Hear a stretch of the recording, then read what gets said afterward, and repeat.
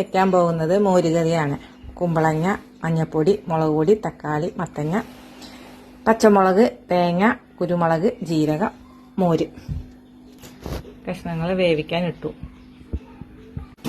കഷ്ണം വെന്തു കേട്ടോ. ഇനി ഞാനിതാ നാളികേരവും പച്ചമുളകും ജീരകവും കൂടി അരച്ചത് ഇതിലേക്ക് ഒഴിക്കുന്നു.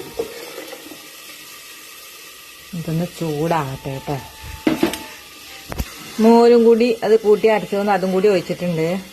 ഉപ്പ്, മോര് തേങ്ങയിലേക്ക് കൂടെ അരച്ച് ഒഴിച്ചതാണ്. അപ്പോൾ ഇതാ കൂട്ടാൻ റെഡിയായിട്ടോ. ഞാനത് ചട്ടിയിലേക്ക് ഒഴിക്കണോ.